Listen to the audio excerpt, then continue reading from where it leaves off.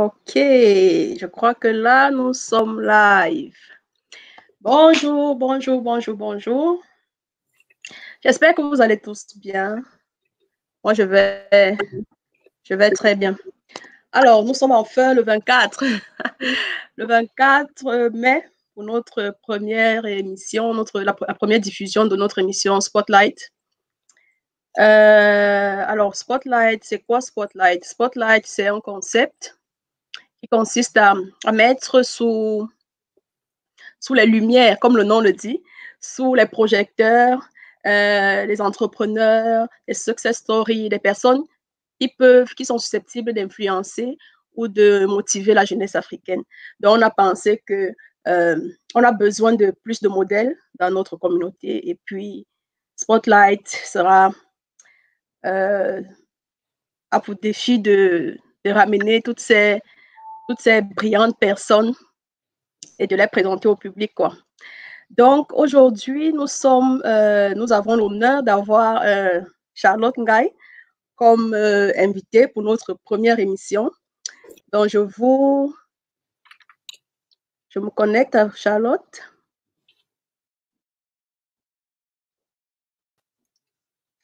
Bonjour.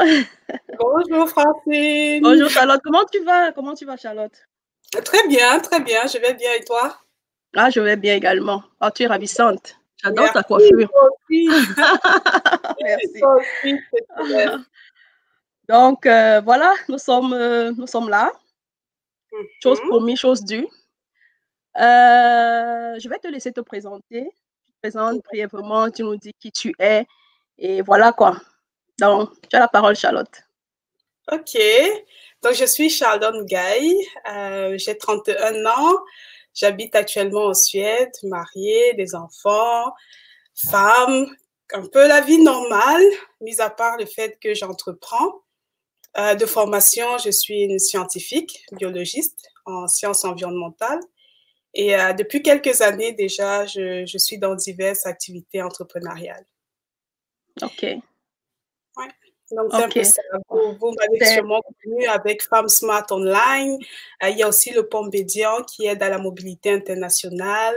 Je suis aussi à la tête de Scandi Air. Bref, j'ai plusieurs casquettes. Mais c'est impressionnant, vraiment. Oui.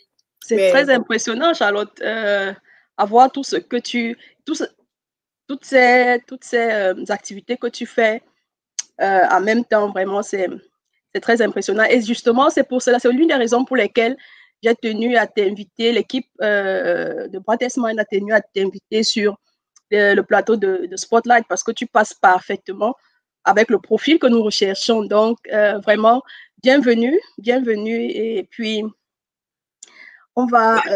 Merci. J'espère que mon expérience va pouvoir aider surtout les jeunes femmes ou des filles, des femmes qui veulent se lancer, qui aimeraient savoir comment faire. Donc voilà, c'est vraiment, j'aime ce partage d'expérience en fait.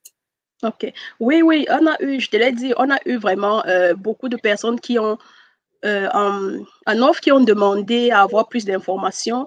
Et je leur ai dit, OK, vous allez avoir toutes les réponses à vos questions pendant le live. Et c'est exactement ce que nous recherchons, de pouvoir motiver, de pouvoir influencer positivement d'autres personnes. Et il n'y a pas que les femmes, je t'assure qu'il n'y a pas que les femmes, il y a les hommes également. Il y a beaucoup de personnes qui parfois cherchent quoi faire, qui ne savent même pas exactement dans quel domaine se lancer. Je pense qu'après ce live, beaucoup de personnes seront fixées. Exactement, exactement. Oui. C'est sûr que moi, j'ai vraiment à cœur, je porte à cœur le combat des femmes, mais bien sûr, je comprends aussi qu'il y a des hommes qui hésitent, qui aimeraient se lancer. et je le disais encore à une amie il y a quelques jours, je pense qu'il nous faut plus de modèles féminins. Il nous faut plus de modèles féminins. C'est pas pour dire que les hommes ne peuvent pas être modèles, mais quand une femme s'adresse à une femme, on se comprend mieux entre femmes. Mais Spotlight, de toute façon, ce sera une émission où on aura des hommes et des femmes, donc les spectateurs n'ont pas à s'inquiéter. Donc, Charlotte, j'aimerais, avant qu'on ne se lance dans le vif du sujet, que tu nous parles un peu, que tu nous décrives un peu brièvement tes autres activités. Tu fais dans le e-commerce, tu as dit que tu es scientifique, ça veut dire qu'avant de te lancer dans le e-commerce, tu travaillais, tu avais un boulot ou alors tu es encore en train de travailler en ce moment. Dis-nous en plus, s'il te plaît. Ah oui, quand je disais que je suis une scientifique, en fait, je fais de la recherche. Okay. Donc, je donne, actuellement, j'ai arrêté, j'ai mis une pause à ça, mais sinon, je donnais des cours à l'université aux étudiants en cycle bachelor, sciences environnementales, en Suède. Oui. Donc, du coup, oui, donc c'est ça. Ce qui est bien, c'est que le système académique me permettait justement d'avoir déjà le temps pour me lancer petit à petit dans l'entrepreneuriat. Mis à part ça, oui, j'ai cofondé le Pont Bédian, qui est Ah oui, une, justement. ouais, le Pont Bédian qui aide à la mobilité internationale. En fait, on est allé du principe où on était fatigué en fait de voir des gens qui n'ont pas la possibilité je ne vais même pas d'immigrer, mais de se déplacer, de se mouvoir, de venir étudier en Allemagne, euh, comme les Européens viendraient étudier en Afrique ou viendraient travailler en Afrique. Donc, on a Okay. vraiment mis en place une structure qui permet en fait de pouvoir conseiller les gens, de pouvoir les guider, partant de comment constituer un dossier, faire des cours de langue, vraiment on prend tout en charge jusqu'à ce qu'ils arrivent en Allemagne. Donc, Ça, ça, c'est un c'est... peu... Oui. Je trouve que Ouais. c'est une cause noble, vraiment. Et donc, de toute façon, on aura un peu plus tard dans l'émission, peut-être tu nous diras encore un peu plus sur, sur tes autres activités. D'accord. Mais moi, je suis curieuse, je suis vraiment curieuse de savoir Ok, comment tu fais. je vais tout dire en fait. Oui, je vais tout vous dire aujourd'hui. Alors, comment tu fais? Tu as dit, tu es mariée, Oui, tu je as suis des mariée. enfants. Tu as combien d'enfants? Deux, Deux pour le enfants. moment. Ok, d'accord, ça veut dire qu'il y a des projets encore dans ce sens. Donc, tu es mariée, tu es épouse, tu es maman, et malgré ça, tu as le temps de te lancer dans l'entrepreneuriat. Comment est-ce que tu t'organises? En fait, comment est-ce que tu as atterri dans le domaine de l'e-commerce? Comment est-ce que ça s'est passé? Qu'est-ce qui Mhm, t'a motivé à le faire? ouais. Je dirais pas. Je pense déjà, je viens d'une famille un peu d'entrepreneurs. Hein. Ah, d'accord. Mhm. C'est déjà, mais je veux pas dire que c'est vraiment la voie, mais déjà même mon père est déjà, il n'a vraiment jamais travaillé pour une entreprise pendant 5, 10, 15, 20 ans. Donc déjà, et puis comment je suis tombée dans l'e-commerce, ben, en fait, je suis quelqu'un qui lit beaucoup et qui peut se lasser très vite de la routine. Donc du coup, Ah, d'accord. je me suis intéressée comme ça, petit à petit, en regardant des vidéos, en fait, en regardant des vidéos sur YouTube. J'ai un ami qui est pratiquement comme un frère maintenant, avec qui on s'est lancé, en fait, sur l'e-commerce, juste oui, un peu comme des blagues, et on regardait, ah, mais est-ce que tu as vu ça? Ben, on a l'habitude de s'échanger des vidéos de motivation, des vidéos un peu qu'on trouve intéressantes. Et là, on est tombé sur l'e-commerce. C'est vrai que ça D'accord. allait bien avec mes objectifs de vie aussi parce que justement, je voulais... Bon, déjà à l'université, ce qui est bien, j'avais l'opportunité de travailler de la maison. Certains cours peuvent, surtout en Suède, certains cours sont donnés à distance. Je Mhm. préenregistrais. J'avais pas besoin d'être forcément là, mais il y avait encore des travaux dirigés, ben, comme c'est un peu de la biologie, des travaux dirigés où il fallait la présence physique. Donc, du coup, l'e-commerce, en fait, ça me permettait de pouvoir travailler justement de la maison. Et j'avais pas encore d'enfants à ce moment-là, mais au moins, je planifiais et je pensais, oui, il me fallait une solution, en fait. OK. Et donc, tu as commencé à le faire. En parlant d'e-commerce, il y a plusieurs formes d'e-commerce. Et toi, tu t'es spécialisé dans Amazon FBA, c'est ça?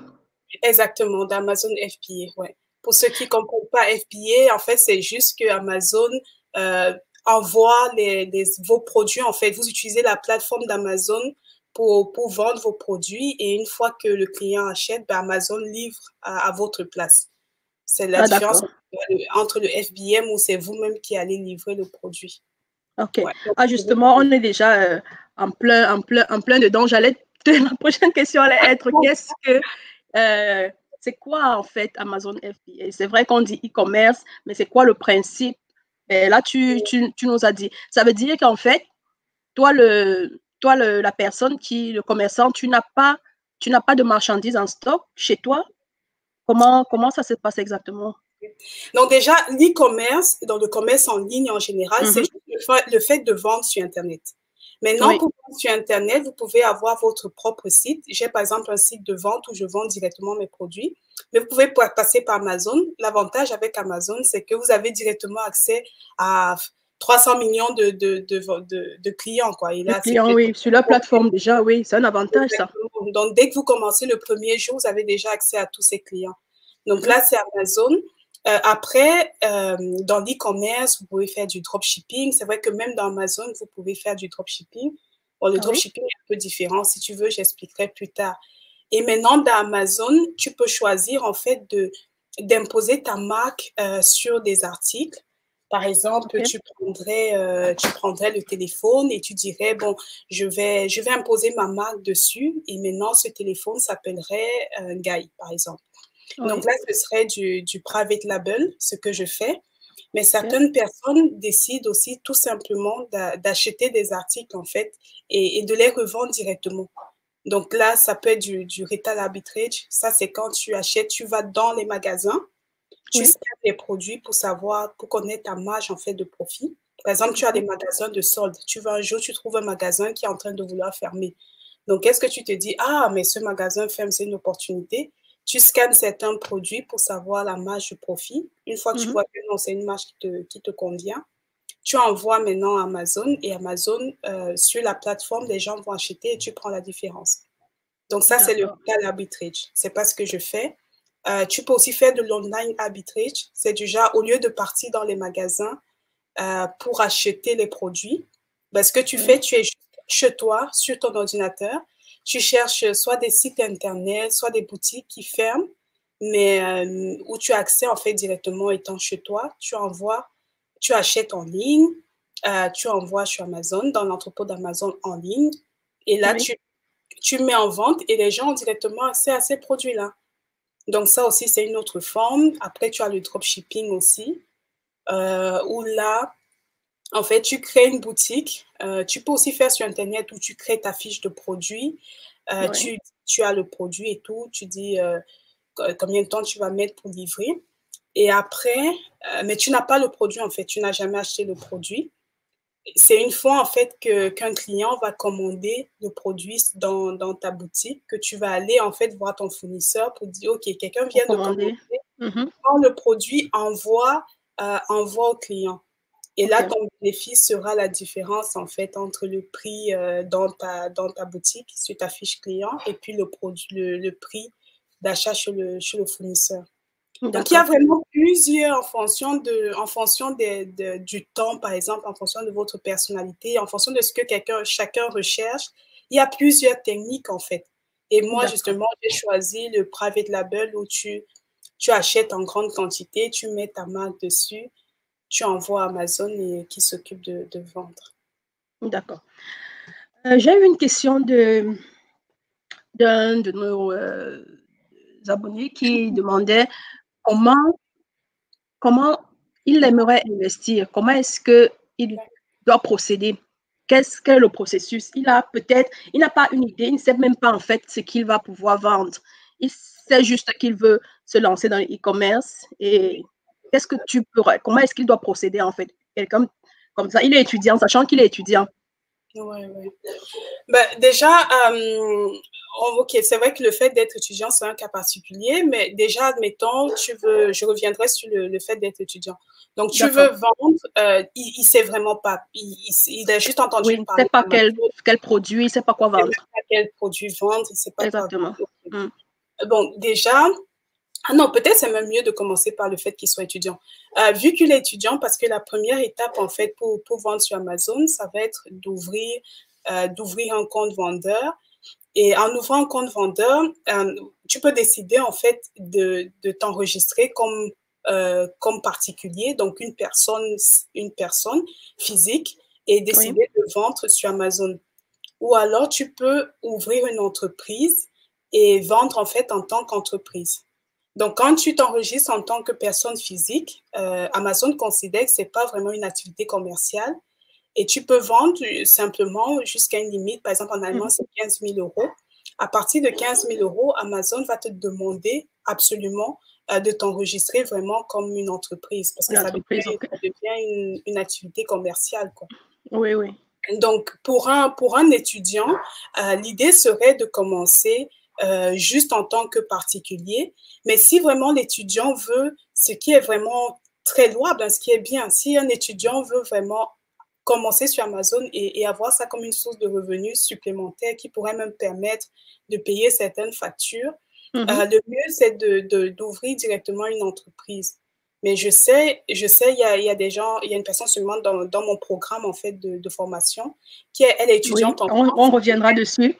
Oui, elle est étudiante en France et elle ne peut justement pas ouvrir une entreprise. En Allemagne aussi, je sais que c'est pareil là-bas. En tant qu'étudiant, tu ne peux pas ouvrir une entreprise directement. Oui, c'est la procédure un peu, ouais.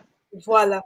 Et pour ce genre de personnes, j'ai même fait une vidéo là que j'ai publiée sur YouTube Femme Smart Online où je montre en fait que la solution quand on est étudiant ou alors c'est pareil pour les personnes par exemple qui vivent au Cameroun et qui veulent vendre sur Amazon. Quand je parle de Cameroun, qui vivent en Afrique en général.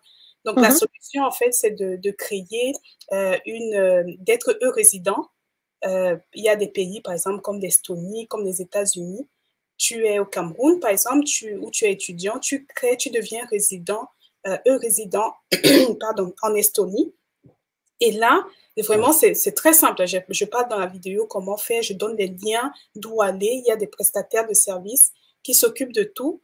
En 6 à 8 semaines, tu as ton entreprise en Estonie. Oui. Et en fait, tu as ton entreprise et une fois que tu es résident, tu ouvres ton entreprise, tu peux vendre sur Amazon, que ce soit en Europe, aux États-Unis et partout. Et en fait, même au-delà, c'est pas juste pour les étudiants ou pour les gens, les personnes qui vivent en Afrique, même des personnes qui voyagent beaucoup, par exemple. Ça peut être une solution parce que tu n'as pas besoin de dire que, OK, tu es dans telle ville, tu as ton entreprise dans telle ville, donc tu voyages, tu as accès à une banque, ton compte bancaire en ligne, tu as ta compagnie enregistrée, l'Estonie fait partie de l'Union européenne, donc tu as tout comme une entreprise européenne, quoi. Oui. Et maintenant, pour revenir, parce que ta question avait vraiment deux volets, donc il y avait l'aspect de l'étudiant et il y avait aussi l'aspect comment vendre en fait sur Amazon. Oui, quoi faire exactement? Je veux dire, la procédure, le processus, je commence par quoi? Je fais quoi en premier? C'est ça, c'est ça. Donc, en premier, comme je disais, il faut ouvrir une structure ou alors décider de commencer seul. Il faut ouvrir un compte vendeur sur Amazon.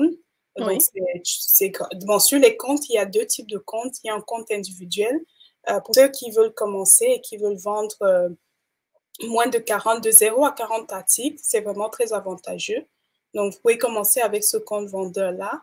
Et une fois que vous faites plus de ventes, c'est de passer en fait à un compte professionnel.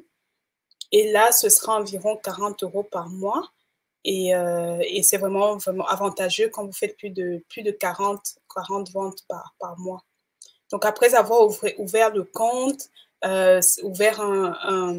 vous pouvez aussi utiliser, tu peux utiliser directement ton compte bancaire personnel, mais le mieux, c'est quand même de séparer tout ce qui est... Oui, les comptes professionnels du compte personnel, oui. C'est toujours ce qui est recommandé de toute façon, oui. Exactement. Donc là, il faut ouvrir un compte bancaire professionnel. Donc, vous avez votre compte de compte bancaire. Avoir un comptable aussi, c'est intéressant. À la fin de l'année, au moins une fois par an, qui va aller au travers de votre déclaration d'impôt. Une fois que tout ça est mis en place, l'étape d'après, c'est de trouver le produit. Ça, c'est une étape vraiment, vraiment très cruciale aussi. Il y a des critères bien spécifiques. Trouver le produit rentable qui va être vendu sur Amazon. Je vais aller voir les étapes. Après, maintenant, c'est des questions spécifiques ou si il y a des gens qui ont des questions spécifiques, on reviendra. Oui. Donc, je pense que trouver déjà le produit, c'est la base, puisque si tu n'as pas un produit, déjà, tu ne peux rien vendre. Donc, il faut savoir. Exactement. Est-ce qu'il y a des conditions ou alors il y a des critères pour sélectionner un produit? Comment je le trouve, mon produit, si je veux vendre sur Amazon? Oui, c'est la base. Et prendre un produit qui n'est pas le bon, en fait, qui n'est pas rentable, ça ne sert à rien. Même si vous trouvez un fournisseur, même si vous commencez à le vendre, s'il n'est pas rentable, ça ne sert à rien. Et donc, il y a Mais des comment? critères, en fait, il y a des Mhm. critères bien spécifiques qui permettent de choisir un bon produit. En fait, il faut étudier la demande. Donc, déjà, il faudrait pas prendre un produit qu'on aime ou oui, qu'on aime juste. Donc, il faut déjà prendre la demande, étudier la demande, voir si le produit a vraiment beaucoup de demandes. Et Oui. en plus de la demande, il faudrait voir le profit, en fait, en termes de revenus. Qu'est-ce que vous aurez comme bénéfice? Qu'est-ce que ce produit donne comme bénéfice? Donc, c'est vraiment, vous allez chercher un produit avec de la demande et avec du profit. Donc, après, il y a des critères, par exemple, le nombre de compétiteurs. Le nombre de compétiteurs, vous ne voulez pas qu'il soit trop bas parce que, bon, il n'y a pas assez de demande, mais pas trop haut aussi, parce que là, Mhm. bon, ça veut dire que le marché est saturé. Le Il faut prix trouver le juste milieu, quoi. Il faut trouver une c'est bonne. ça, c'est ça. Il faut trouver en fait idéalement le juste milieu entre le prix d'achat, entre la demande et le profit. Le prix d'achat est aussi important, ça permet de vous positionner dans un marché. Est-ce que vous voulez un marché haut de gamme, des articles haut de gamme, ou est-ce que vous voulez plus des articles qui vont être achetés sous un coût spontanément, en fait? Là, c'est pas la même approche aussi en fonction. Vous n'allez pas approcher les clients de la même manière. Une personne ne Mhm. va pas acheter un iPhone 11 comme il achète, bon, pas de pub pour iPhone bien sûr, mais on va pas acheter, on va pas acheter un téléphone, un truc à 1 000 € comme on achète un truc à 50 ou peut-être 10 euros, quoi. Vous voyez? Oui. Donc, il y a ça, il y a des critères vraiment pour trouver des produits. Une fois que vous avez le bon produit, vous avez trouvé le produit, là, l'étape d'après, c'est la fabrication. En fait, il faut trouver maintenant le fournisseur parce que c'est bien de trouver le bon produit, mais il faut Et trouver il le faut. bon fournisseur, en fait. Celui qui va vous donner le produit que vous voulez, Mhm. en même temps, dans le délai et tout ça. Donc, il y a aussi des critères, comment trouver un bon fournisseur. Ça aussi, c'est très important. En plus, donc, quand vous avez le fournisseur, la prochaine étape, vous faites fabriquer le produit, vous l'envoyez à l'entrepôt d'Amazon. Donc là aussi, il y a différents moyens de transport, mais principalement aérien et Et par oui. maritime, voilà. Donc, Oui. du coup, les produits arrivent à l'entrepôt et puis là, c'est vraiment la mise sur la vente, la mise en vente du produit sur Du Amazon. produit, oui. Ouais. En fait, le produit, vous avez trouvé le produit. Bon, Mhm. j'ai trouvé un produit, j'ai trouvé le fournisseur, j'ai mon Mhm. stock. On le livre directement à Amazon ou on le livre chez moi? Comment je, comment ça se fait? C'est directement stocké chez Amazon ou alors c'est moi qui dois transporter encore le produit dans les locaux d'Amazon? Là, ça dépend. Ça dépend vraiment de toi. Ça dépend de toi. Si tu vis, par exemple, dans un pays où il y a Amazon, tu peux décider de recevoir les articles chez toi. À chaque fois qu'une personne commande, tu envoies à la personne. Ça, c'est le FBM, Fulfilled by Merchant. C'est toi, en tant que vendeur, qui envoie les articles. Tu peux décider aussi d'avoir le cas de figure où la personne achète, mais toi, la marchandise va directement en fait dans l'entrepôt d'Amazon. Donc, tu n'as même pas besoin d'avoir du stock, tu n'as pas besoin d'avoir de l'espace chez toi, d'être en train d'aller envoyer la marchandise à chaque fois. Donc, moi, je suis en Suède, je n'ai pas Amazon en Suède, donc j'envoie directement Ah les oui? produits dans l'entrepôt d'Amazon pour qu'ils soient vendus. Avant, c'est Et possible aussi de faire comme ça. Ah oui, c'est vrai que si, c'est aussi ça l'avantage du commerce en ligne. Tu n'as pas Amazon en Suède, mais tu peux quand même vendre sur Amazon. exactement, tu peux vendre. Donc, j'envoie dans les pays où il y a des entrepôts et les articles sont vendus. Ils n'ont pas besoin, j'ai pas besoin de toucher, j'ai pas besoin. Et justement, c'est cette liberté-là que je recherche. La liberté de pouvoir, moi, je suis plus fixée sur le nouveau produit, sur la stratégie à mettre en place et pas sur Oui. tout ce qui est manuel, emballé, OK, imprimer, mettre l'adresse de la personne, aller poster et tout ça. Non, c'est pas. Mhm. OK. Non. Et comment tu fais donc, si tu ne reçois pas le produit chez toi, comment tu sais que c'est ce que tu veux? Comment tu sais que tu as, ton fournisseur t'a effectivement donné la marchandise que tu veux avoir, comme tu souhaites l'avoir? Mais en fait, vous avez déjà c'est bien d'avoir une bonne communication avec le fournisseur parce que du coup, avec par échange, appel vidéo, échange de photos, de vidéos, donc là, tu vérifies la qualité. En plus de ça, déjà, je reçois les articles pour les inspecter moi-même. Il y a aussi des inspecteurs directement en Chine. Vous prenez un inspecteur qui va, une fois que les entreprises, pardon, une fois que les produits sont prêts, avant qu'ils ne soient expédiés, vous pouvez prendre un inspecteur qui va vraiment vérifier. Après, ça dépend. Vous pouvez dire, OK, tu ouvres un carton, tu vérifies un produit par carton ou tu vérifies tous les produits, qui va vraiment vérifier aussi l'état des produits, en fait. Et la qualité aussi. La qualité, exactement. Oui. Idéalement, c'est la qualité, tu essayes de vraiment le faire avant que toute la production ne soit faite. Et après aussi avant d'envoyer Amazon. Ouais. Ah d'accord, oui, ça c'est ce qui se fait avant. C'est ça, ça se fait avant parce qu'une fois que la marchandise est arrivée à Amazon, tu n'as plus la possibilité, tu n'as plus la même mise en fait. Tu peux pas dire, ah, je vais aller, je vais appeler Amazon, je vais regarder si c'est bien arrivé, s'il n'y a pas de cassure, des trucs comme ça, non. Oui. Je parlais de ça dans une de mes vidéos, les erreurs que j'ai commises. J'ai une marchandise qui était arrivée, le carton était dans un état vraiment, et j'ai rien pu faire. Je suis obligée d'enlever tout le stock d'Amazon. Et cette marchandise-là, le stock, c'était en Angleterre. Et comme je suis en Suède, je pouvais même pas dire que je pense que j'étais enceinte en ce moment. Je pouvais même pas dire que je me déplace pour aller, pour essayer de voir comment résoudre et tout ça. Donc, j'étais obligée de prendre des prestataires de services pour qu'ils reçoivent, de faire designer d'autres cartons parce que c'était au niveau de l'épaisseur, en fait. Faire designer des cartons beaucoup plus épais, prendre des marchandises, remettre à l'intérieur, sachant que c'était pas juste les cartons qui ont été abîmés, mais il y avait la marchandise aussi. Certains étaient vraiment et envoyés après Amazon. Donc, oui, c'est bien d'inspecter sur place avant l'envoi, mais c'est bien aussi de prendre en compte, de vous assurer d'avoir les meilleures conditions d'envoi aussi. Oui. Merci Charlotte. Nous allons prendre une question d'un spectateur. C'est Teki Texon qui demande salut, conseillez-vous à quelqu'un qui débute le label privé ou pas? Les avantages et risques. OK. Donc déjà, ça dépend de votre budget. Donc le label privé, il va falloir que vous achetez le stock. Donc là, si vous voulez commencer, si vous avez votre stock, si vous voulez vraiment dans le long terme, en fait, ça dépend vraiment de chacun. Moi, je vois directement grand. Quand j'ai commencé, je voyais grand direct et j'ai épargné. Je vais pas dire que j'avais directement l'argent. Oui, j'ai épargné. Je savais que je voulais commencer.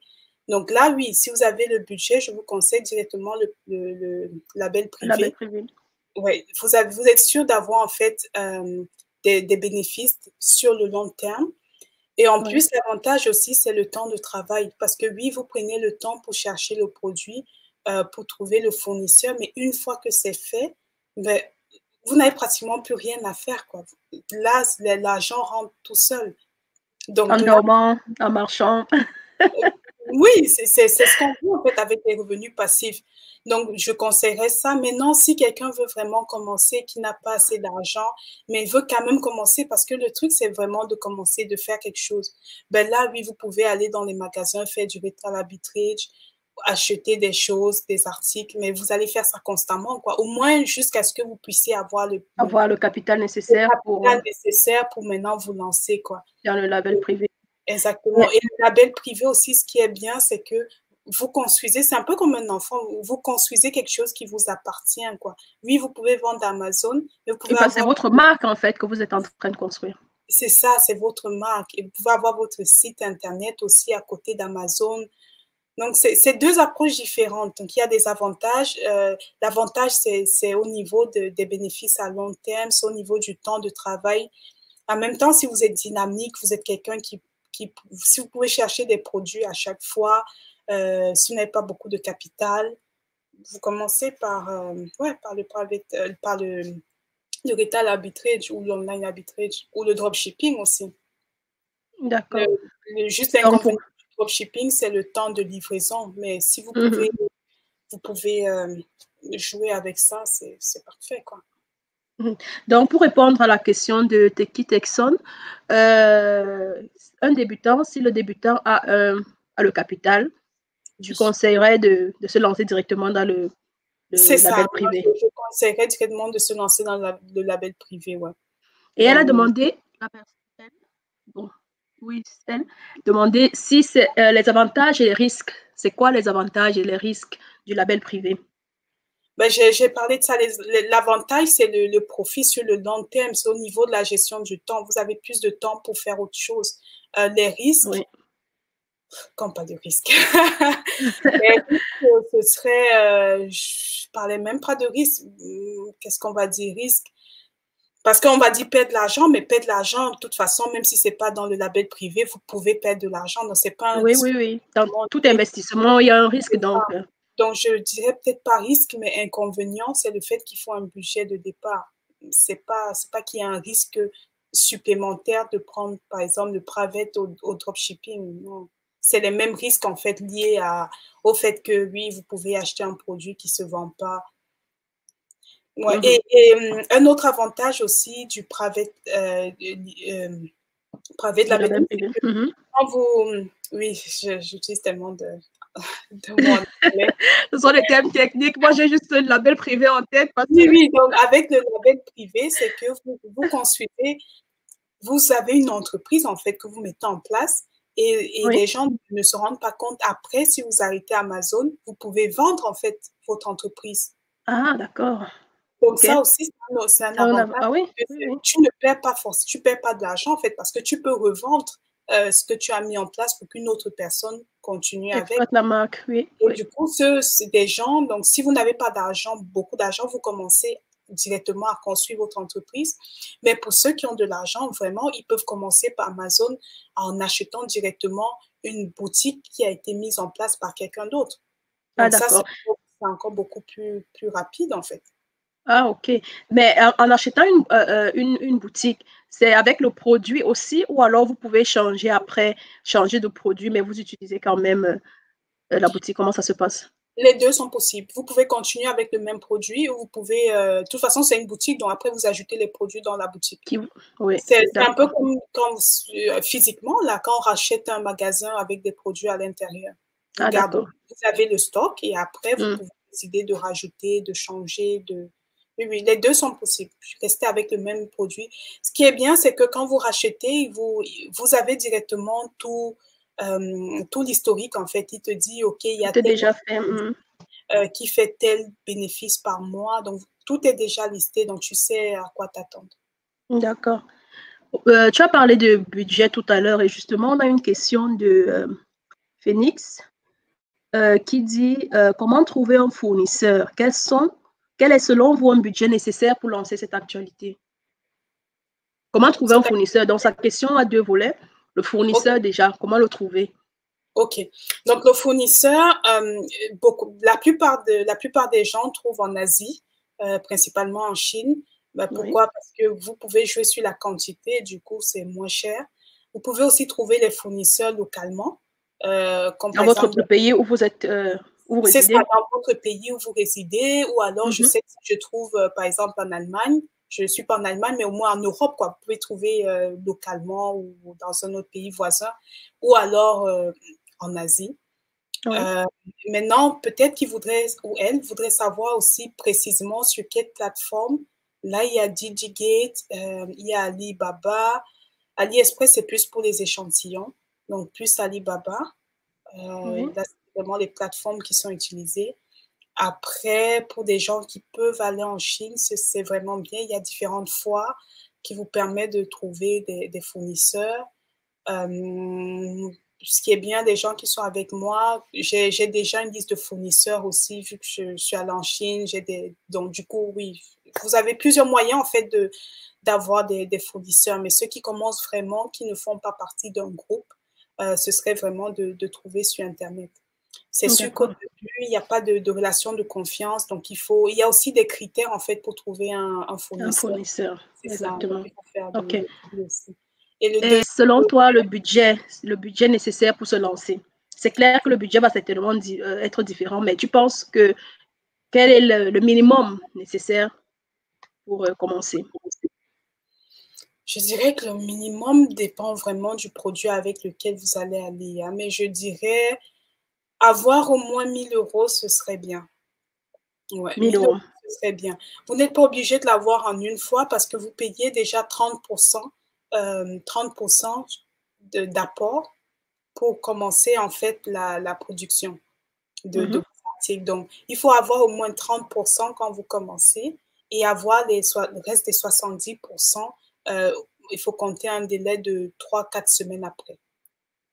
Donc, vous n'êtes pas obligé. D'accord. Donc, du coup, c'est un peu, vous pouvez jouer avec ce délai d'attente, quoi. Mais 1 000 €, ouais, c'est une bonne somme pour commencer, entre 500 et 1 000 €. Indépendamment du produit. Ben non, pas indépendamment du produit. C'est sûr que si vous allez être restreint dans le type de produit acheté, avec 1 000 €, vous n'allez pas vendre un produit qui coûte 300 €. 300 C'est sûr euros, justement. que vous êtes sûr de commencer et avec les bénéfices du premier produit, ben, augmenter en fait, progressivement. Le piège, ce serait de se dire, je vais attendre d'avoir, je sais pas, 5 000 € pour commencer, quoi. Oui, oui. Ouais. Et en parlant de budget également, j'ai une question qui m'est revenue. Amazon prend une commission, je crois. Oui. Et beaucoup de personnes, je veux dire, la personne avec qui j'ai échangé me disait que ça ne vaut pas la peine parce que la commission est grande. Et toi, qui es dans le domaine, comment ça se passe? Quelle est la commission? Est-ce que Oui, la commission dépend du produit ou alors il y a un taux fixe pour la commission d'Amazon? Comment ça se passe? oui, Amazon prend 15 de frais de service, peu importe.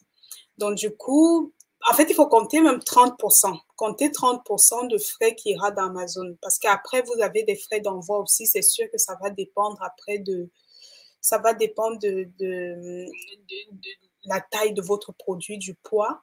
Mais en règle générale, j'essaie toujours de dire rester dans un tiers, un tiers, un tiers. Donc, un tiers pour Amazon, un tiers pour le fournisseur et un tiers pour vous. Surtout au début. Après, une fois que vous avez la possibilité de connaître des fournisseurs, le prix d'achat va diminuer. Amazon, bon, je dirais toujours le un tiers, mais avec une fois que vous êtes bien installé, vous pouvez diminuer aussi la publicité. Donc, il y a vraiment moyen de diminuer ses coûts. Mais pour un débutant, un tiers, un tiers, un tiers. Un tiers pour Amazon, un tiers pour le fournisseur, un tiers pour vous. Et avec ça, vous pouvez monter facilement. Les gens, je sais que les frais d'Amazon posent beaucoup de problèmes pour les gens qui ne comprennent pas comment calculer le profit. C'est vraiment très, très important de savoir exactement quels sont les frais qu'Amazon prend et de calculer son profit, en fait. Les articles, par exemple, de moins de 20 €, oui, certaines personnes les vendent, c'est une stratégie, mais dans ce cas, il faut aller vraiment sur la quantité, quoi. Parce qu'il y a des frais qui seront fixes, que vous vendez un article à 20 € ou que vous vendez un article à 5 €. Donc, du coup, si vous avez des frais fixes de 2 €, ben avec un article à 5 €, vous avez 3 € de bénéfice, alors qu'avec un article à 20 €, vous avez 17 €. Donc, du coup, pour être vraiment rentable avec celui de 5, il faut vendre vraiment une quantité, il faut jouer Oui, vraiment on va sur la se jouer sur oui, se jouer sur la quantité. et le fait de vendre assez rapidement, quoi. D'accord. Il y a Service d'abord qui demande 1000 € d'investissement. Quel est le retour? Je pense que c'est le Oui, moi, je retour mets peut-être. 35%, 30% minimum. Ouais. Ah oui, Je ça veut vois, dire c'est ce qui te revient à toi comme oui, oui, bénéfice. je vois vraiment avec les gens dans ma formation, il ne faut pas aller avec un produit à moins que ça. Moi, je vais toujours avec 30%. Après, certaines personnes peuvent choisir d'aller avec moins et puis d'augmenter progressivement, mais l'idéal, c'est d'avoir 30%. D'accord. Et Bon, et le prix de vente en fait dépend. Je veux dire, c'est toi qui fixes ton prix, le prix auquel tu vas vendre ton produit. c'est ça. Et, Amazon ne vous demande pas de fixer. C'est toi-même, je fixe moi-même mon prix. mais comment ça se passe? Il faut observer, il y a des règles à respecter. Tu penses que s'il y a des gens qui vendent déjà à peu près le même produit ou alors le même produit, mais d'une marque différente, certainement ils ont un prix. Est-ce qu'on se base sur le prix sur le marché ou bien je peux décider de faire, ce serait peut-être de la concurrence déloyale, mais de casser vraiment le prix pour avoir plus de clients? Qu'est-ce que tu conseillerais? Tu penses pas monter, mais à casser. Oui, c'est sûr que le prix, fixer le prix, c'est tout un jeu de chat et de la souris, quoi. Il faut vraiment, la vente, c'est mental, hein. La vente, c'est vraiment mental. Qu'est-ce que votre produit vaut?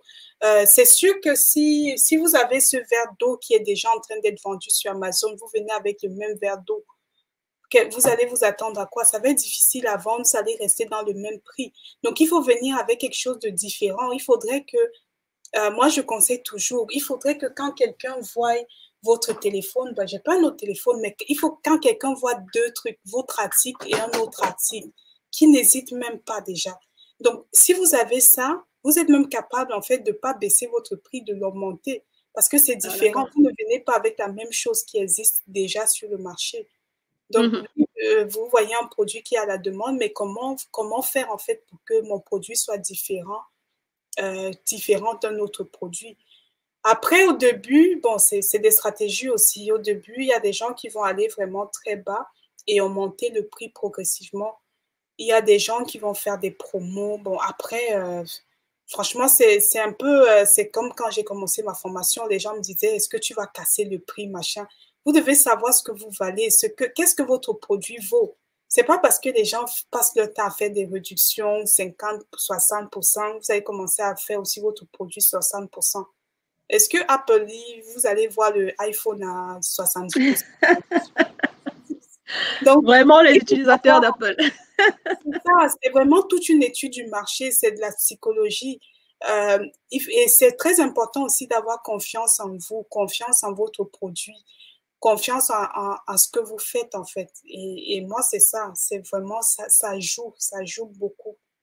Même, il y a des clients en fait, quand ils vont arriver, ils vont voir que le produit est moins cher, ils vont pas acheter parce qu'ils vont se dire que c'est pas la bonne qualité. Donc, même en baissant le prix, ça ne veut pas dire pas que une garantie.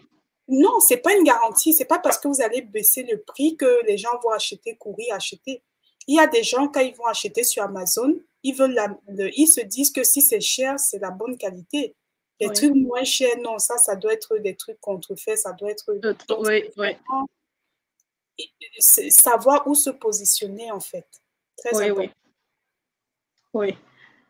On a Simplice qui dit il faut bien noter que Amazon offre beaucoup de services d'accompagnement qui facilitent l'intégration dans le marché.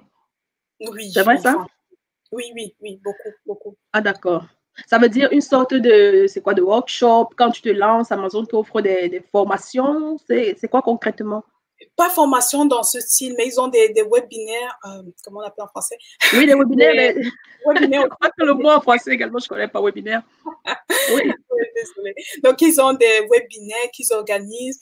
Vous avez aussi toute la section aide. Vous pouvez poser vos questions. Ils sont vraiment très, très réactifs. Il y a beaucoup d'informations. Des gens oublient aussi. Il y a vraiment beaucoup d'informations disponibles directement sur le site pour pouvoir aider justement à se lancer, quoi.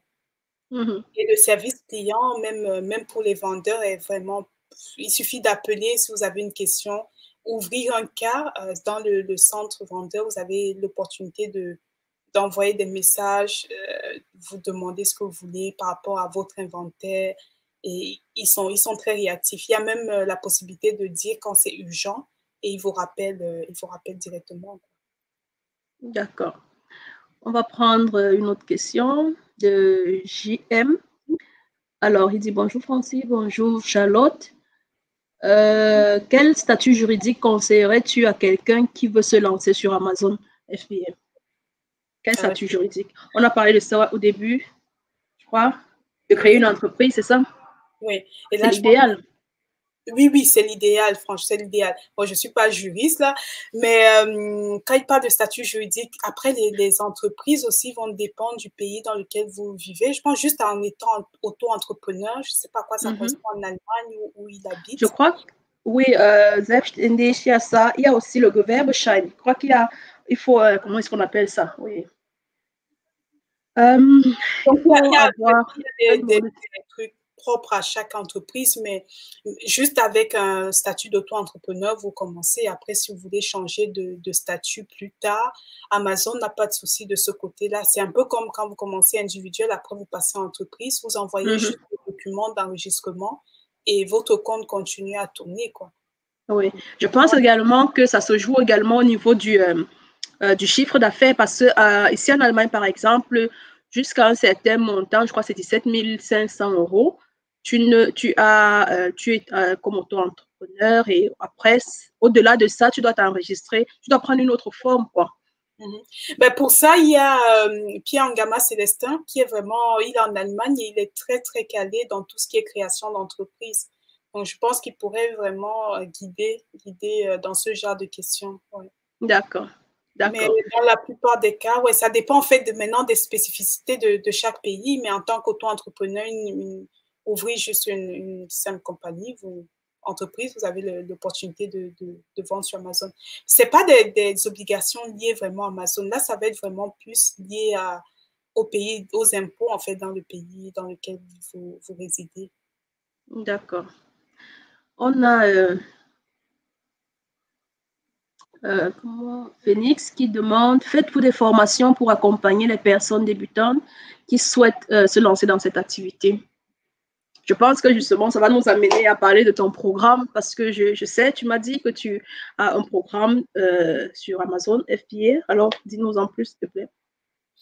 Oui, j'ai mis en place en fait un programme pour justement accompagner des gens qui veulent se lancer. Le programme vise principalement les femmes et c'est pas exclusivement, mais ok, c'est pas exclusivement, d'accord. C'est pas exclusivement, mais franchement, comment dire, je porte à cœur le fait d'aider en fait les femmes comme moi, les mamans, à trouver, à générer des sources de revenus étant chez elles, étant à la maison. Donc, du coup, oui, moi, je dirais, si tu peux inscrire ta femme, ta copine, ta sœur, ta maman à la formation, ça me ferait plaisir. C'est pas juste une formation où il faut juste acheter et puis tu restes chez toi.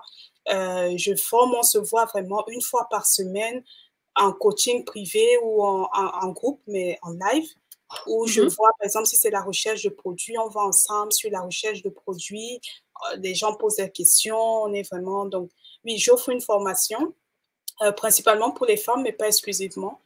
Et oui, pendant un an en plus. Pendant un an, c'est sûr qu'au bout de 4 mois au moins, vous auriez votre produit sur le marché. Mais j'ai quand même mis un an parce qu'il y a toujours des questions qui vont revenir et ça permet vraiment qu'au bout de un an, quand vous arrêtez, vous êtes vraiment lancé, quoi. D'accord, ça veut dire un an, ça veut dire quoi? L'accompagnement se fait sur un an, c'est ça? C'est ça, l'accompagnement se fait sur un an. Donc, il y a tout le support pédagogique qui est enregistré. Et en plus de ça, chaque semaine, on voit vraiment des cas ensemble. Donc, vous posez vos questions. S'il y a la plupart du temps, quelques jours avant de se rencontrer, s'il y a un thème spécifique, tu voudrais qu'on aborde, on aborde et on voit ça en détail, quoi. Donc, chaque semaine pendant un an. Et tous les détails sont sur femsmartonline.com. D'accord. Le lien de Femmes Smart Online, on l'a déjà publié là en commentaire. Donc, on va regarder encore s'il y a des questions. De toute façon, le lien également de ton programme, on va le publier sur notre page et toute personne intéressée pourra te contacter pour avoir c'est ça, ou si même vraiment juste avoir des questions, c'est info@femsmartonline.com. Info@femsmartonline, on va le mettre également en commentaire. Oui. Je ne sais pas si en écrivant, ça va arriver. Mais si vous avez juste des questions, vous voulez discuter, voir si ça vous convient, c'est pareil sur la chaîne YouTube aussi, je partage plein d'astuces où j'aide des gens, si vous pouvez aussi regarder, voir un peu, question de votre intérêt. D'accord. Alors, on a...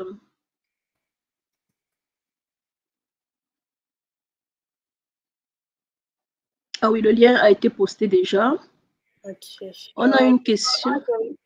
Ok, je ne sais pas si c'est arrivé en privé. J'ai l'impression que j'ai posté, mais pas dans le... J'arrive pas à poster. Attends, tu as dit c'est info? Non, c'est bon, je pense que info@femsmartonline.com. Alors, ouais, bon. Ça, c'est pour toutes les personnes qui ont des questions. Voilà, c'est bon, j'ai posté. D'accord. Donc, pour toutes les personnes qui ont des questions concernant le programme de Charlotte, vous pouvez écrire, ou alors concernant Amazon FBA en général, toute autre question. Ouais. Vous avez donc l'adresse email à laquelle vous pouvez écrire, envoyer vos questions. Et on a une autre question. Je ris en fait, mais bon, voilà. Est-ce possible, c'est une question de Simplice Dago. Il demande, est-ce possible de participer au capital de Charlotte et juste profiter des dividendes? Ok, je n'avais pas pensé à ça. J'avais pas. Je pense que non. Non. Non, peut-être, tu veux y Non, réfléchir. en fait, c'est que non, c'est pas. Ça dépend en fait de comment des gens. Je le connais même pas. Moi, je fais pas. Je m'épanouis en fait. J'aime ce que je fais et Oui. je fais pas juste pour de l'argent. Je pourrais arrêter de travailler et vivre et donc c'est pas juste une question d'argent. Peut-être si je le connaissais, si je sais pas sa manière de penser. Et puis l'argent, ça dépend de l'intention, de peut-être qu'il pourrait me contacter, on pourrait discuter, mais dire que je vais juste prendre de l'argent des gens, donner, avoir des dividendes.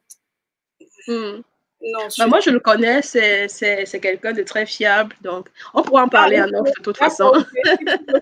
Si tu le connais, mais Oui, oui, je le connais, je le connais. c'est pas juste, je vais pas juste dire que je prends l'argent des gens et puis non, après les gens vont dire oh, tu as mangé mon argent ou je sais pas quoi. Voilà. Voilà. Euh, attends que je regarde encore, parce que là, on est dans la phase questions-réponses. Alors, est-ce qu'on a une autre question? Il y a Myrtille Marie qui demande bonjour, quel est le coût de cette formation? Merci.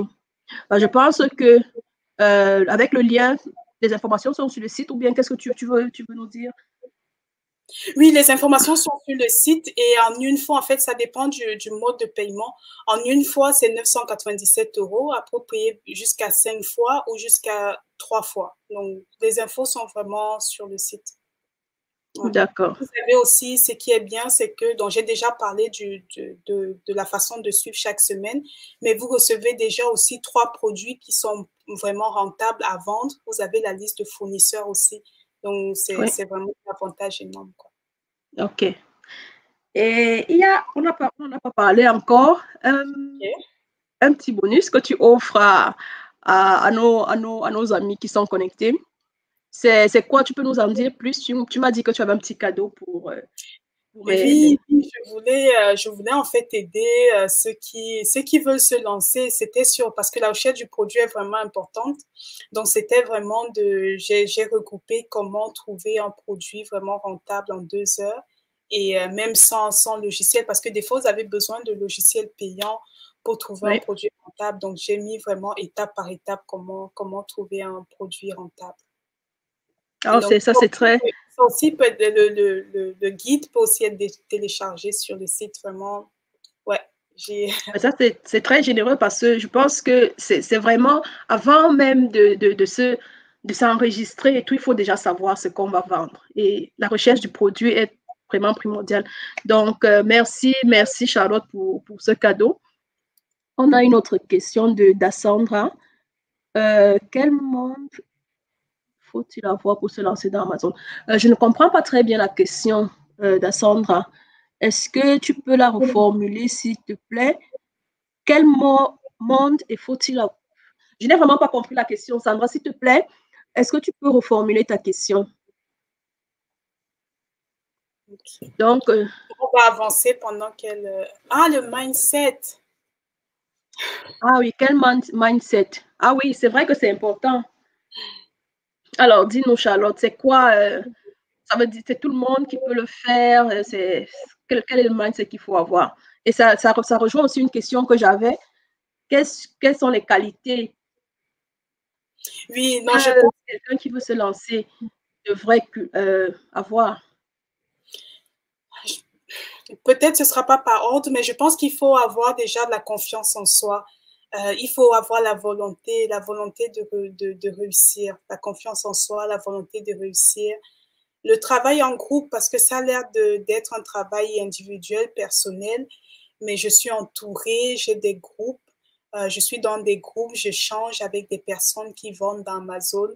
Donc vraiment, savoir travailler au seul, indépendant, mais aussi savoir s'entourer de bonnes personnes, être dans des bons groupes. Ouais, c'est ça, vraiment être positif aussi, avoir ses valeurs en fait, je dirais, ses core values et à partir de là, prendre des décisions en fonction de ce que vous savez que vous valez, ce que vous voulez vraiment et pas être influencé par forcément, oui, telle personne baisse le prix, ah, moi je vais baisser aussi pour faire de la Également, oui. compétition. Oui, oui. En fait, on a l'impression que c'est de la compétition, mais pas vraiment, c'est vraiment vous en fait. Tu es le maître de ton avenir. Ouais. D'accord. Merci. J'espère que Sandra a la réponse. Alors, on est en train de, je vois qu'il n'y a plus, il y a plus de questions. Je veux dire, on a répondu à toutes les questions posées par les spectateurs. Donc, s'il y a d'autres questions, vraiment, posez-les avant qu'on se sépare. Si quand on a la chance d'avoir Charlotte comme ça, il faudrait, il faudra en profiter au maximum. Donc, posez vos questions. Et moi, j'ai envie de savoir, Charlotte, maintenant, on a parlé du côté technique et d'Amazon FBA. Dis-moi, on peut vraiment vivre de cette activité. Tu peux commencer à te lancer dans l'activité et ensuite ne même plus travailler. Donc, vraiment te concentrer sur l'activité et en vivre, c'est possible? Ben oui, en plus on parlait du mindset. Franchement, si tu penses que, ben c'est sûr, ça dépend de ton objectif. Mais si ton objectif c'est de vivre de cette activité et tu penses que c'est pas possible, c'est même pas la peine de commencer. De commencer, oui. Oui, il faut avoir la foi, il faut avoir confiance en soi. Et oui, on vit de cette activité, c'est sûr. D'accord, merci. Ouais, C'est une question également que j'ai reçue en off. oui. Parce Donc, que les gens sont habitués et pensent que à la façon de travailler traditionnelle, de 8h à 17h, tu dois être en train de travailler, en train de faire des activités physiques. Mais non, on gagne la vie maintenant étant chez soi avant, oui. Et oui, c'est une activité, je veux dire, c'est du travail normal, où tu oui. vis. Et il ne faudrait pas. Non seulement tu vis, mais en plus tu crées des emplois. Je ne suis pas seule, j'emploie des gens, tu crées des emplois en fait. Oui, c'est un travail, tu crées une entreprise. C'est pas du virtuel en fait, c'est du réel. C'est pas parce que tu vas en Oui, ligne que c'est du virtuel. oui, c'est vrai qu'on a souvent l'impression, quand on voit des gens qui sont assis dans leur sofa en train de manipuler leur ordinateur, on se dit que ce n'est pas vraiment le travail, mais derrière, il y a beaucoup de travail à faire et aussi beaucoup de discipline. Beaucoup de C'est ça, discipline, c'est une entreprise qu'il faut gérer. c'est ça, oui, oui. Beaucoup de disciplines, même dans la vie générale. Là, quand je dis que je suis une maman, je suis une femme, je travaille, ça demande de l'organisation, de la discipline. Il faut savoir gérer son temps, savoir combien de temps vous accordez à chaque chose. Oui, oui. Très, très important. D'accord. Bah, là, on est en train de tirer à la fin de l'émission, mais avant de te laisser partir, Charlotte, j'ai envie je veux qu'on te connaisse un peu plus, qu'on sache qui est la En plus, personne. On connaît Charlotte, la femme d'affaires, la maman, l'épouse, un peu, globalement, beaucoup plus la femme d'affaires, l'entrepreneuse, l'investisseuse.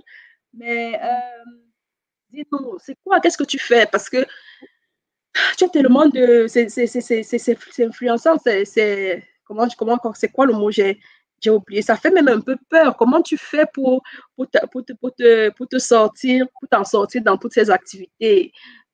On dirait que tu es un robot. Est-ce que tu as des moments où tu décontractes? Qu'est-ce que tu fais pour te décontracter? Ou je alors tu es boulot, boulot, focus, boulot, et puis le reste viendra plus tard. Comment tu fais? Non, non, en fait, c'est vraiment une question d'organisation. Je médite, ça m'aide à me centrer, je médite le matin quand je me lève. Je me lève très tôt aussi. Mes enfants se lèvent à 6 heures, du coup, je me lève à 4 heures ou 3 heures. pour travailler. Donc, je lis, je lis absolument, je lis tous les jours. J'écoute aussi des audios de motivation. Ça m'aide. Pour la musique, avant, il y a aussi, quand je veux dire quoi, des sacrifices à faire. Avant, j'écoutais le Makossa, bon, je suis camerounaise, des musiques comme ça. Ah oui, ça, on ne l'a pas dit. J'écoute de moins en moins ce genre de musique.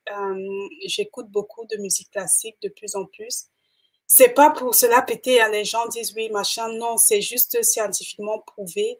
Il y a des effets que la musique classique a sur le cerveau. Donc, je lis beaucoup, beaucoup. Je médite, je prie, je me concentre. Bon, en fait, je connais ce que je veux, en fait. C'est vraiment ça le plus important.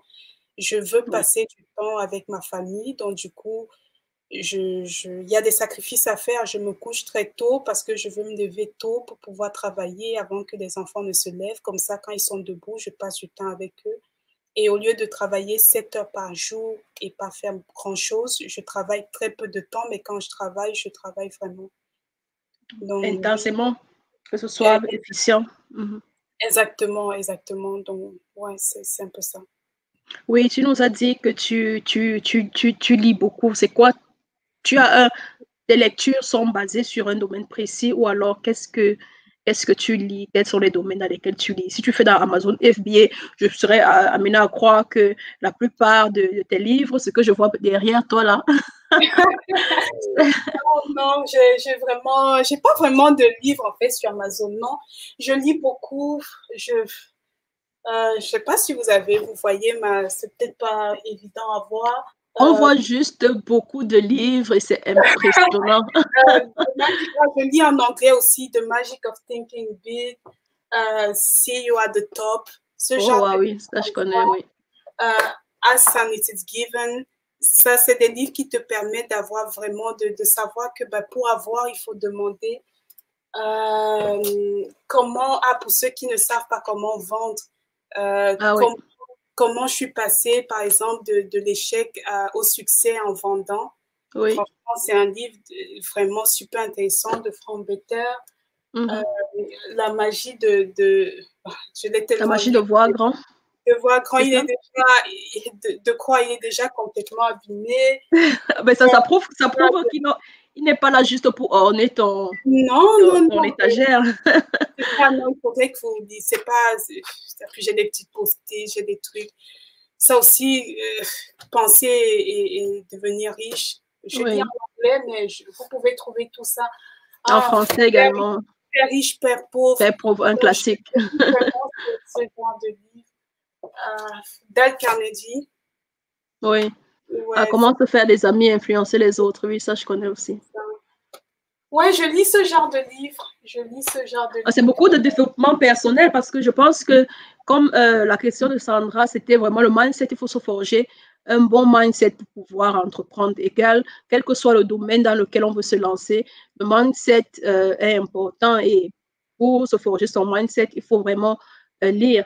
Donc, merci. Et si parmi tous ces livres-là, qu'est-ce que tu recommanderais? Quel est ton top, on va dire, ton top 2? Allons-y, 2. Mon top 2. Je dis en anglais parce que je l'ai dit en anglais. Je dirais Ask and It is Given. Demandez, vous recevrez. Et The Law of Success in 16 Lessons de Napoleon Hill. Il est court, c'est comme une Bible, mais c'est un pavé. C'est un pavé. Et vous allez, au fur et à mesure qu'on lit, on améliore sa lecture, en fait. Ça devient beaucoup, c'est super important de lire, ça fait partie du mindset. D'accord. Et est-ce que tu aurais un livre également d'un auteur africain que tu as dans ta bibliothèque? Ah, que j'ai dans ma bibliothèque. Que je recommanderais aux gens? Oui. Pourquoi pas Cameroun? Ouais, c'est un pavé, mais... pavé aussi, hein. Bon, après, peut-être que tout le monde n'est pas... Je ne suis pas sûre que tous ceux qui sont là sont camerounais, mais un très bon livre à voir. D'accord. Alors, je crois qu'on a encore eu quelques questions. On va les prendre rapidement avant de clôturer parce que là, on est On a déjà pris un peu plus d'une heure de ton temps. Et en tant que maman, c'est beaucoup. Donc, il y a Simplice Tago qui demande, au-delà de l'investissement financier, quel est le ratio temps? Et il y a également Myrti qui demande quelles sont les grandes étapes pour se lancer. Mais je pense que par rapport à la question de Myrtine, on en a parlé au début, mais elle pourrait aussi te poser la question à info@femsmartonline.com. Ou alors tu nous accordes encore du temps pour y répondre. Oui, je peux répondre rapidement, mais tu m'as posé deux questions complètement différentes en même temps. Oui, on commence par celle de Simplice, qui est au-delà de l'investissement financier, quel est le ratio temps? Tu comprends? Je pense que le temps que tu investis, c'est comment est-ce que... à moins que Simplice veuille compléter ou mieux définir encore sa question. Temps de travail comparé au temps passé avec la famille, peut-être? Moi, je comprends ça. Qu'est-ce que le temps que tu investis dans l'activité? Si tu te lances dans Amazon FBA, quel est le temps que tu devrais investir? Ah, il faut au moins 1 heure par jour. Moi, je conseillerais. Ah bon, seulement 1 heure par jour? Oui. En fait, c'est pas travailler beaucoup. Les gens ont l'habitude de... Et en plus, des fois, tu travailles, tu as ton téléphone, ça sonne, tu t'arrêtes, tu regardes. Non. C'est vraiment juste apprendre à travailler et être effective, en fait. 1 heure par jour de travail, c'est 1 heure par jour où tu es concentré dessus, quoi. Et oui, c'est pas... Si tu es fatigué, tu as fait la fête la veille, c'est pas 1 heure par jour. Donc, il faut vraiment être dans des conditions de travailler pendant 1 heure. D'accord. Si j'ai Simplice, tu pourras me reposer la question. Mais si c'est ça, ouais, moi je dirais il faut 1 heure par jour. D'accord. On a Berthier qui demande, avec cette crise sanitaire, est-ce une bonne idée, une bonne chose de se lancer maintenant? Oui. C'est le moment, en fait. Il y a des gens qui n'achetaient même pas sur Amazon qui se lancent vraiment maintenant, qui se lancent en ligne maintenant. Donc, ça explose en fait. Là, oui, c'est sûr que maintenant, Amazon livre uniquement les produits de première nécessité. Mais tôt ou tard, on est en train de voir, c'est en train d'aller de mieux en mieux. Et il y a des personnes qui n'avaient même pas l'habitude d'acheter sur Amazon ou en ligne, qui maintenant le font. Donc, c'est le moment idéal de se lancer, justement. Ça veut dire qu'en fait, la crise est plutôt une opportunité pour se lancer dans le e-commerce. Oui, certains avaient déjà saisi l'opportunité, mais ceux qui doutaient encore, oui, il faut se lancer, c'est le moment. C'est le moment. D'accord. C'est pas trop tard. Hein. Il y a des gens qui vont dire non, c'est trop tard, c'est trop tard. Pendant que vous restez à dire que c'est trop tard, il y a d'autres qui... Il y a de plus en plus de personnes. Oui, c'est ce que j'observe également.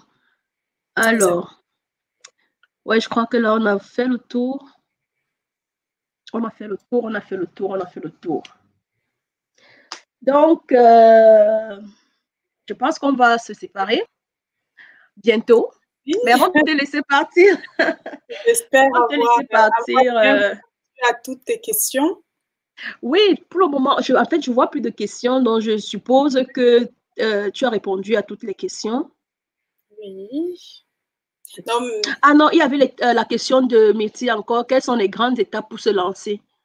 Les grandes étapes, moi, je dirais de se former. C'est bien d'être formé parce que tu es dans un groupe. Après ça, c'est mettre en place la structure, ouverture du compte Amazon, ouverture du compte bancaire, chercher le produit, chercher le fournisseur, l'envoyer dans l'entrepôt d'Amazon après la mise sur la vente.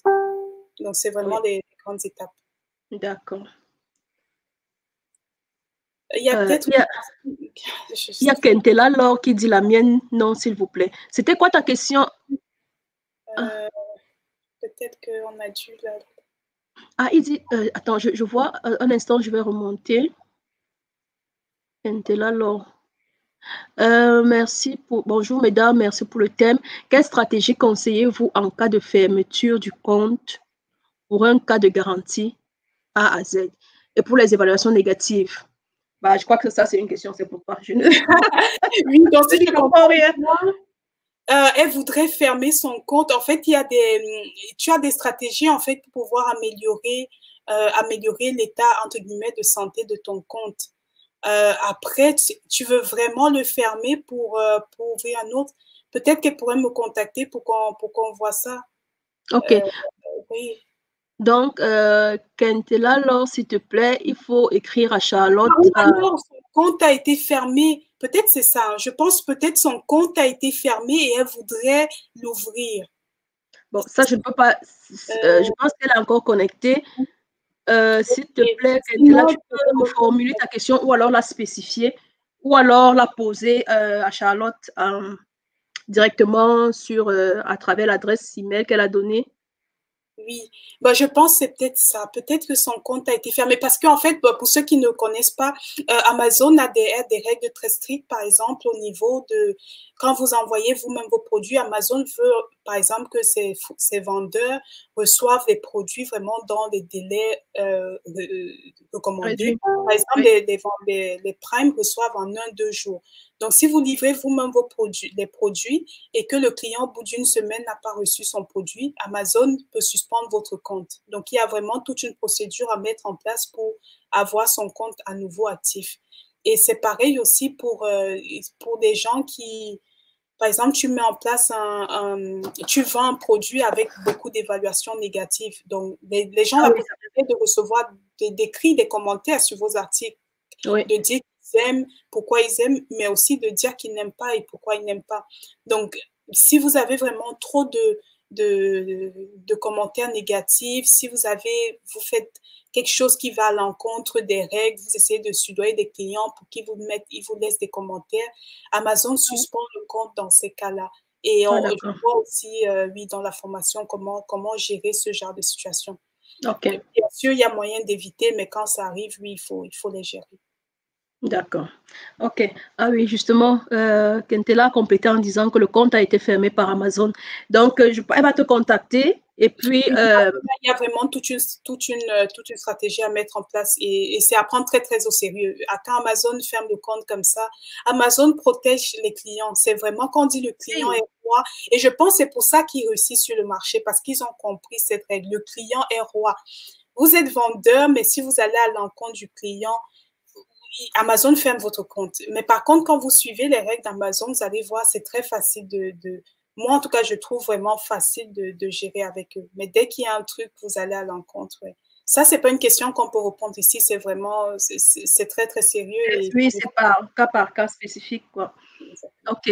Merci. Je pense que Kentela a sa réponse et puis elle va te contacter de toute façon.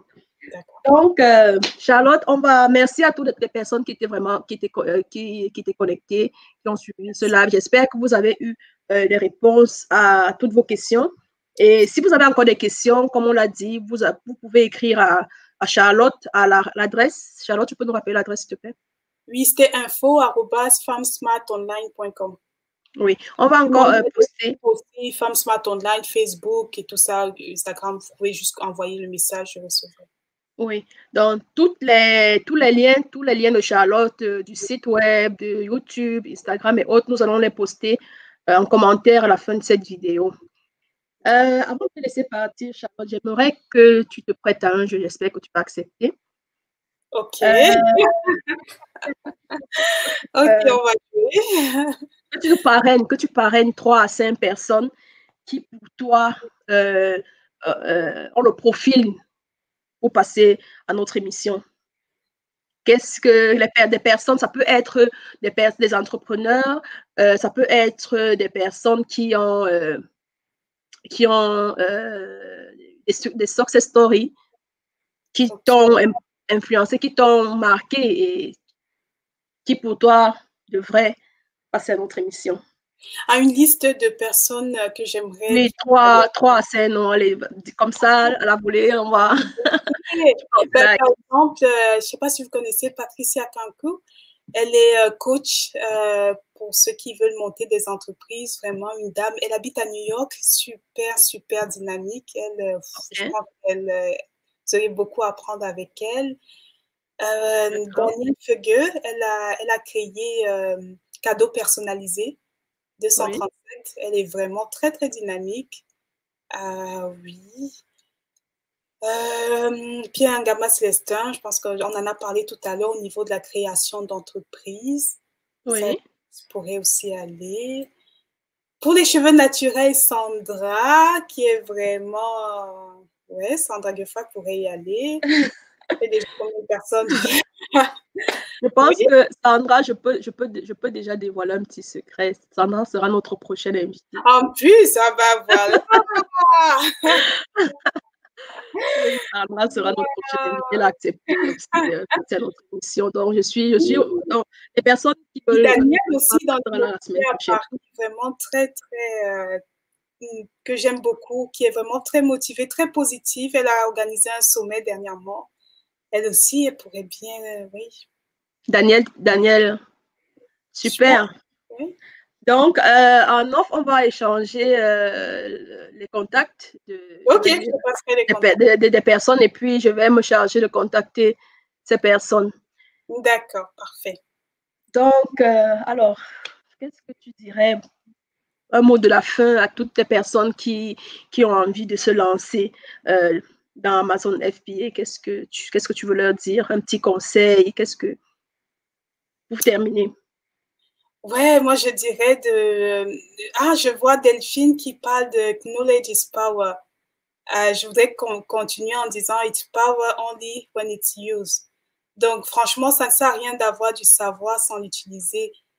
Moi, je dirais de se lancer et justement de mettre en pratique ce qu'on sait, et même si on ne sait pas, juste il suffit d'être avec des bonnes personnes, de s'entourer. Et pour se lancer, en fait, je disais dernièrement, on pense que c'est l'argent ou le temps, les obstacles principaux qu'on a. Mais non, c'est pas l'argent, et c'est pas non plus le temps. Le temps, il suffit de s'organiser, et l'argent, en fait, on se rend pas compte quand on a une énergie positive, on rencontre des bonnes personnes, l'argent vient à vous sans même que oui, vous demandez, mais à un moment, ça vient, vous êtes surpris, en fait. Donc, ouais, je dirais vraiment de se lancer et d'y croire, en fait. C'est pas de se dire, oh, j'attends quand j'aurai, Charlotte a parlé de 1 000 euros, j'attends quand j'aurai 1 000 euros. Combien, je dirais même, bon, là, je vais peut-être pas dire, mais il y a des gens, en fait, qui vont voir la formation, qui vont pas se lancer. Moi, j'ai déjà eu des gens qui m'ont contacté, là, qui m'ont dit, Charlotte, je veux faire ton truc, je vais peut-être pas, ne faites pas ça, mais juste pour dire il y a des gens qui n'ont pas eu d'argent et qui sont dans mon programme parce qu'ils ont montré une telle volonté que, franchement, tu peux pas dire non, en fait. Mais en fait, tu demandes venir, mais tu veux pas qu'ils viennent. C'était juste pour dire ça, que des fois, on se met des barrières nous-mêmes, en fait. On se met des barrières qui n'existent pas.